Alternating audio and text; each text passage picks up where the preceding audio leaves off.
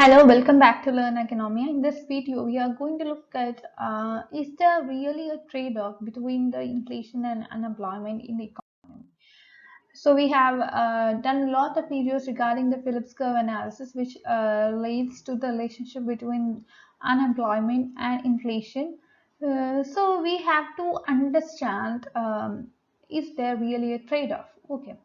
So here we have to see that one point of contrast between the demand inflation and supply or cost push inflation is that unlike in the case of the former, the latter takes place before full employment is reached.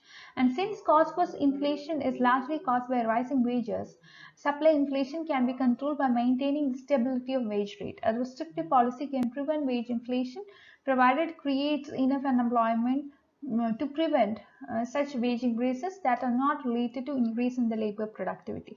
Thus, the economy may be forced to pay a price in the form of unemployment for having some price stability.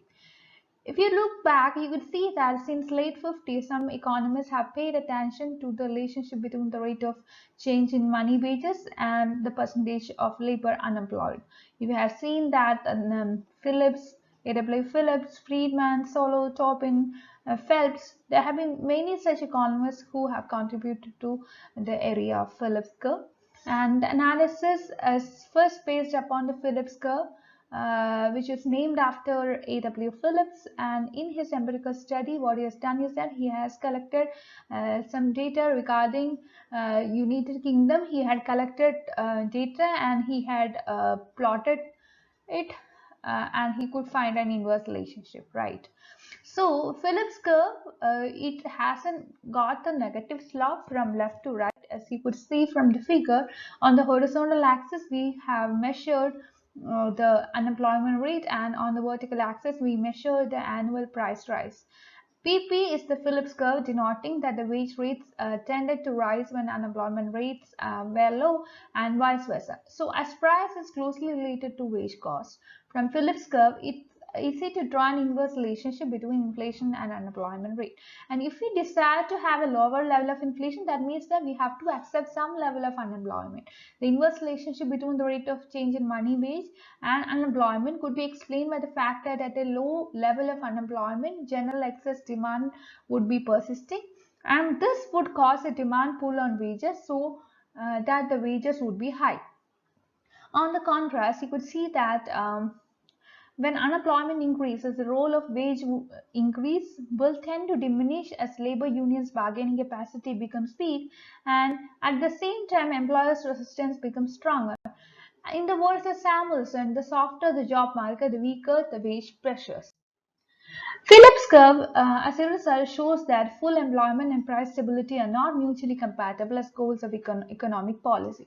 The policy measures used by the government for creating jobs and real income tends to inflationary price rise, and anti-inflation measures tend to create unemployment. This would put the government on the horns of the dilemma. The Phillips curve is also useful in explaining stagflation. That means a mix of inflation and unemployment. A new kind of inflation, this is found in the developing countries. That is a mix of inflation and unemployment. This is mainly found in the developing economies. Generally, an economy suffering from high level of unemployment and unused productive capacity in different sectors with massive inflation is said to be in the midst of stagflation. The economy simultaneously experiences two economic evils, that is inflation and unemployment, might be in high levels, and Phillips curve hypothesis indicate the alternative combinations of inflation as well as unemployment.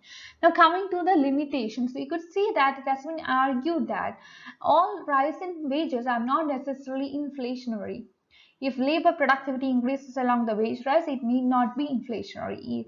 It is only such increase in money wage which is not related to productivity gain that causes inflation. The horizontal line WW here shows the percentage increase in labor productivity, and therefore this much increase in wages is non-inflationary. In the words of Milton Friedman, in every economy there is a natural rate of unemployment that is unaffected by and incapable of affecting wages and hence the prices. This level of unemployment is considered to be compatible with the price stability, and this level of unemployment is considered to be socially desirable. If the government attempts to reduce the unemployment below the natural rate, then the government can do so, but the prices will start rising and labor market tightens.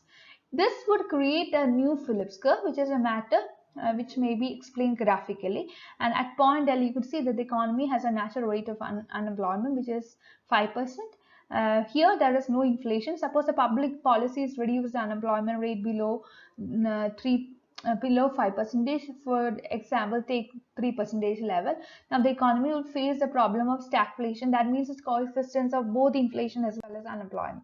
So that's all. Please like, share and subscribe to this channel for more videos, and also you can come to my Telegram group and Telegram channel so to discuss your doubts. With that we end. Thank you for watching.